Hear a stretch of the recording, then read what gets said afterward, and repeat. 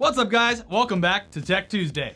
It almost feels weird to say this, but after years of waiting, high-end consumer VR is finally here. We made it! The Oculus Rift, which spearheaded the current VR movement, started off back in 2011 as an extremely rough, duct-taped-together prototype built by little 18-year-old Oculus founder Palmer Luckey.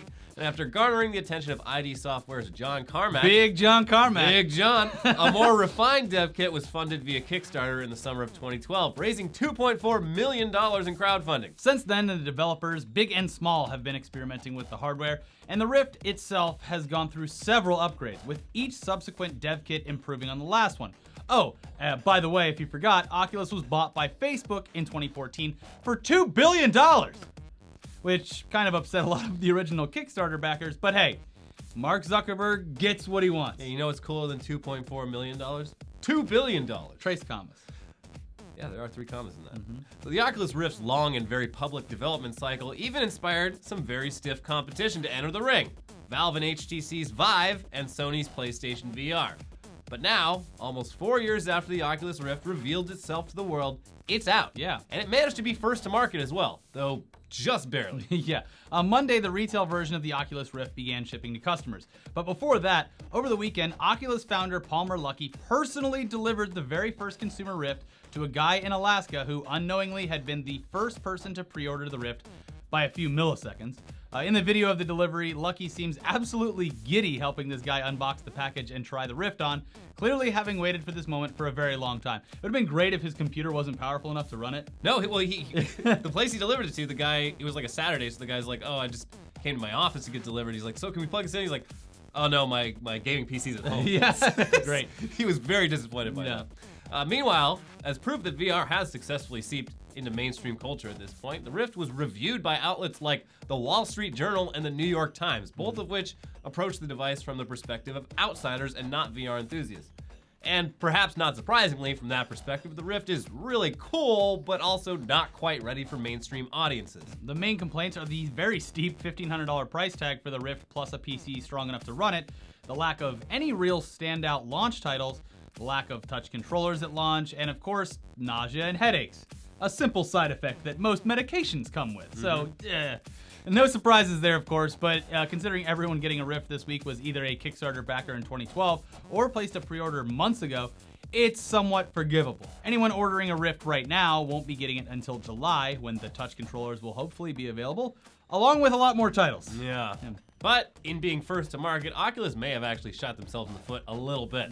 The HTC Vive comes out next week, and it includes motion controllers right at launch, which add a lot to the immersiveness of the experience. But it also costs $200 more. Meanwhile, Sony is no doubt watching the launches of both the Rift and the Vive very closely to ensure that their own product launch this October doesn't make any of the same mistakes. Yeah, so while we finally lived long enough to see high-end consumer VR become a reality, this is still very uncharted territory, and it'll be a while before it becomes more than just a fun, high-tech, prohibitively expensive gimmick for the mainstream, non-gamer audience.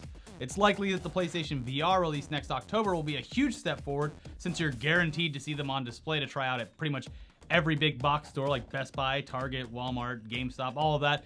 All of those across the country, even though they'll be caked with gamer gunk. Yeah. You're gonna need to spray those things off after every use when those dumb little kids get their slimy hands all over it.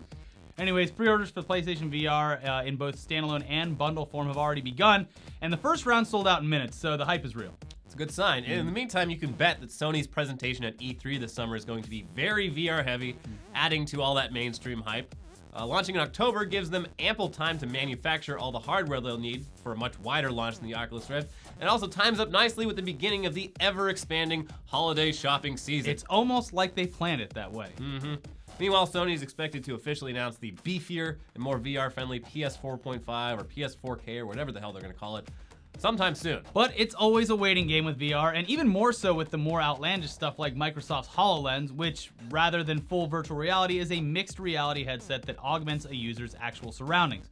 A consumer version of the HoloLens is still probably at least a few years off, but developer kits do ship this week. And Microsoft themselves have been presenting various applications for their technology ever since it was announced a little over a year ago.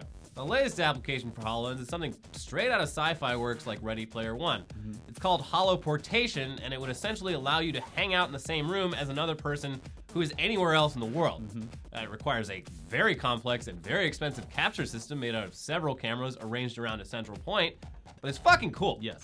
This is no doubt very, very far off, but even this rudimentary demo is an awesome glimpse into the future that we really wouldn't have thought possible just a few short years ago. Yeah.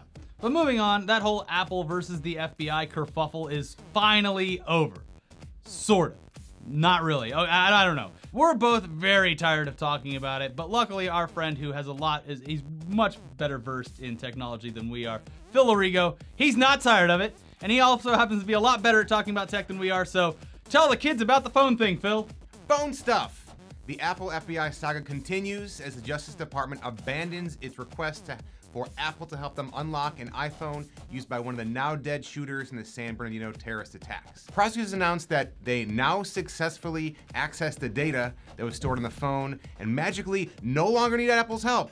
This is after they said, seriously, 19 times that they couldn't do it without Apple's help. And when do they make these statements? A day before the court case was supposed to be heard. So this is either some really convenient timing or privacy advocates are right and the FBI's pants are on fire. Yep. Because they're fucking liars. Yes. You might remember that for weeks, the FBI tried to get Apple to write code that would unlock this particular iPhone so they could access the shooter's data. And Apple not so politely declined because in theory, this software that they write for this phone here could be used to create a backdoor for all the other phones all around the US and the world. So just because the feds got their hands on that sweet, sweet terrorist data doesn't mean that the FBI versus Apple beef is gonna go away. It's like a rap feud, you know? There's lots of other suspects who have iPhones that the FBI would love to get their hands on, and it isn't known whether this mystery method used to get into the San Bernardino iPhone is gonna work on all these other iPhones. So was the FBI bluffing about not being able to get in the phone in hopes Apple would hand them a universal backdoor? I don't know, no one really knows. And the FBI is not saying how they actually broke into this thing. There's reports of an Israeli company called Cellbrite. They offered their services to help the FBI crack the iPhone. Did they actually help them get in? If so, that'd be like the FBI asking for a lock maker to give them a master key to get into every lock they produce. When the lock maker's like, go fuck yourself, the FBI just called the locksmith to break in and was like, oh, okay, thanks, bye, yeah, we're good. To cloud this even further, because you've fallen asleep probably, there are theories that the FBI tapped into their creepy friends over at the NSA to exploit an iOS vulnerability to get into the phone. There's reports that the NSA stockpiles software vulnerabilities and employs them when they need to break into a device. So if that doesn't give you Orwellian panic attacks, just keep on torrenting, man. Just click away. So what does this mean for all the dick pics and tit pics on your phone? I don't know. Make sure your phone's encrypted and update the OS, the newest version, which will hopefully patch any security holes. Same goes if you're an Android user. And for extra security, you can go with an alphanumeric passcode instead of a 4-digit PIN, but it feels maybe like just if you're wearing sunblock. I don't even know if it works. So I think the only way to really solve this thing is to go off the grid completely. But then how are you gonna play Overwatch? Are you gonna make a tabletop game or cards and cut them out? They canceled the butt in that game. Boycott. Also, if two things. One thing, if you use a passcode for your phone or whatever, they can't legally get that away from you. It's a better method to do it because if you use your fingerprint, that's physical evidence. No, they could have taken the guy's finger off and used it, or they could actually just make you do it because it's physically attached to you. It's not a thing that's trapped inside your awesome brain. FBI! Yeah. And also, Instagram had a big problem this week because they're fucking with their algorithm and the way that things show up in posts. It's out of order, blah, blah, blah. But the most annoying part of that was everyone just putting a giant sign up to the right-hand corner of the screen, pointing at dots and saying, please turn notifications on for me. Please, please, oh, please. Who cares? Wow, jinx. Yeah, Also, no one cares. Instagram's dead. Snapchat is king. If you want a phone that no one's even gonna ever want to break into, get a BlackBerry, because they just lost Facebook support. Oh. You can't even go on Facebook on a BlackBerry phone anymore. Get a BlackBerry. Yeah, no one wants it. Yeah. Oh, the terrorists had a BlackBerry? Throw it in the trash. It's worth nothing. They can't even communicate on that thing. Yeah. What are they on there with a calculator? Get rid of it. Anyways, that's it for Tech Tuesday. Check out other content over here. We have an update for Kingsman. There's a sequel. It has a title now. It has some plots now. It has some images now. So you're going to want to check that out. And then we have a new podcast where we talk about Batman v Superman and how it divided audiences, including all of us that were on the podcast. So check out our thoughts. Got real bloody. Yeah. One of us pulled out a kryptonite spear.